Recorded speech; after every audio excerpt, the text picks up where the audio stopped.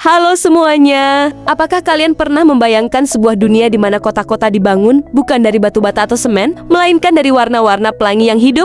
Tarik napas dalam-dalam. Bayangkan, kita sedang berdiri di atas sebuah kapal layar. Angin laut menerpa wajah kita.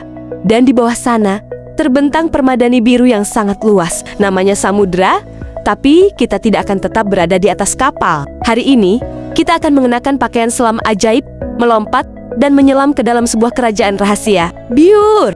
Selamat datang di Keralia, sebuah kota megah di bawah laut. Di sini, jalan-jalannya terbuat dari pasir putih yang berkilau. Dan gedung-gedungnya, gedung-gedungnya adalah karya seni terindah di bumi. Namanya terumbu karang. Jangan terkecoh, kawan-kawan. Banyak yang mengira terumbu karang itu adalah batu biasa, atau mungkin tanaman hias laut. Padahal bukan, mereka adalah kumpulan hewan kecil yang disebut polip karang. Tubuh mereka sangat lembut, sebesar serangga kecil, tapi mereka punya kekuatan super. Mereka bisa membangun rumah dari kalsium yang keras seperti batu karang. Jutaan polip ini bergandengan tangan, merekat satu sama lain, dan membangun kota raksasa yang bisa dilihat bahkan dari angkasa luar. Di kota Keralia ini, suasananya tidak pernah sepi. Coba dengar, itu suara ikan badut alias Sinimo yang sedang tertawa bersama anemon. Di sana ada penyu hijau yang berenang anggun seperti sedang menari balet. Dan di balik pilar karang otak, ada gurita pintar yang sedang bermain petak umpet. Tak jauh dari sana, rombongan ikan ekon seridi atau ikan biji nangka dengan warna biru terang dan ekor kuning menyala berenang beriringan seperti parade musik di jalanan kota. Mereka bergerak secara bersamaan, berbelok ke kiri, lalu berbelok ke kanan dalam ketepatan waktu yang sempurna, seolah-olah dipimpin oleh seorang konduktor musik tak kasat mata. Lalu, lihatlah ke dasar pasir. Seekor udang mantis dengan cangkang berwarna-warni seperti pelangi sedang mengintai dari lubangnya. Udang kecil ini memiliki pukulan terkuat di alam semesta. Kecepatannya setara dengan peluru kaliber kecil, sanggup memecahkan cangkang kepiting keras dalam sekejap mata.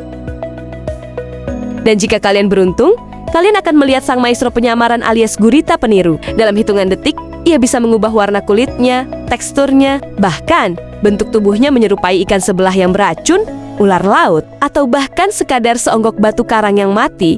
Di segitiga terumbu karang, setiap sudut adalah kejutan. Setiap celah batu menyimpan cerita, dan setiap spesies adalah benang-benang halus yang merajut jaring kehidupan yang sangat rumit namun indah.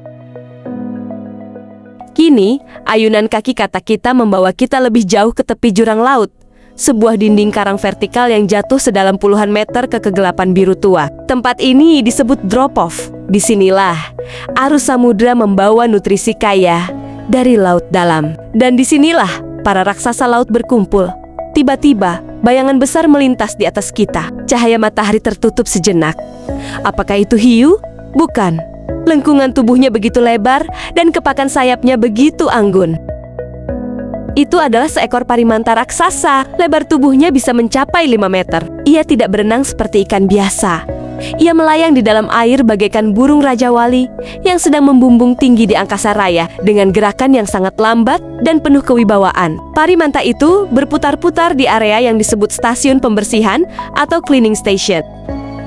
Di tempat ini, puluhan ikan dokter kecil berukuran setelunjuk menunggu dengan setia. Saat parimanta membuka mulutnya yang lebar dan melayang diam, ikan-ikan kecil itu melompat mendekat, membersihkan parasit dari kulit dan dalam mulut sang raksasa. Sebuah transaksi kedamaian di mana yang besar dilayani dan yang kecil mendapatkan makanan.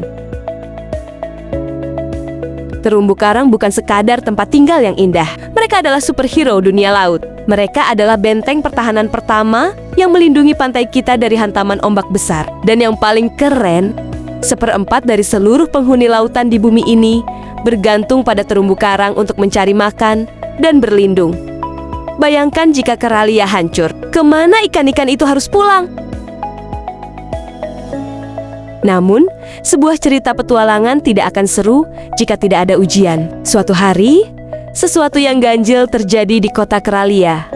Beberapa minggu terakhir, air laut terasa jauh lebih hangat dari biasanya. Rasanya seperti berendam di dalam air teh manis hangat di sore hari. Tapi bagi warga Keralia, kehangatan itu adalah bencana. Di dalam tubuh polip karang, ada tetangga kecil yang sangat berjasa bernama Zosanhelle. Si tetangga kecil ini bertugas memasak makanan untuk karang menggunakan bantuan cahaya matahari, sekaligus memberikan warna-warni yang cemerlang pada karang. Ada yang merah menyala, ungu misterius, hingga hijau neon. Tapi, karena air laut terlalu panas akibat perubahan iklim, bumi kita sedang demam tinggi. Si tetangga kecil ini merasa stres dan akhirnya pergi meninggalkan rumah karang.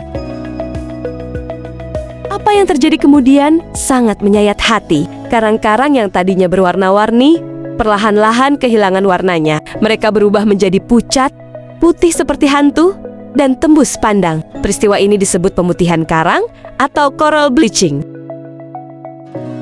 Dan bukan hanya karena air hangat, kawan. Di permukaan, ada juga ancaman lain yang datang dari tangan manusia yang tidak peduli. Ada jangkar kapal yang dijatuhkan sembarangan dan menghancurkan menara karang dalam hitungan detik. Ada sampah-sampah plastik yang tersangkut, menutupi cahaya matahari sehingga para karang kelaparan. Ada juga penangkapan ikan menggunakan bahan peledak yang membuat seluruh kota bergetar hebat, meratakan rumah yang butuh ratusan tahun untuk dibangun.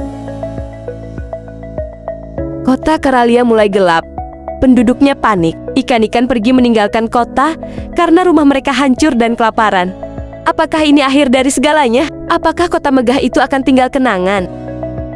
Tentu saja tidak. Karena setiap kali ada keputusasaan, selalu ada pahlawan yang muncul. Dan tahukah kalian, siapa pahlawan itu? Bukan Superman, bukan pula Aquaman. Pahlawan itu adalah kita. Di dunia nyata, para penyelam konservasi, ilmuwan kelautan, dan masyarakat lokal bahu-membahu menyelamatkan terumbu karang. Mereka melakukan sebuah keajaiban bernama restorasi karang atau transplantasi karang. Bagaimana caranya? Bayangkan seperti merawat sebuah kebun bunga, tapi di dalam air. Para penyelam turun ke dasar laut, membawa kerangka besi berbentuk jaring atau laba-laba. Mereka mencari pecahan karang yang masih hidup dan sehat di sekitar dasar laut, karang yang patah secara alami. Pecahan-pecahan kecil itu kemudian diikat dengan hati-hati ke kerangka besi tadi.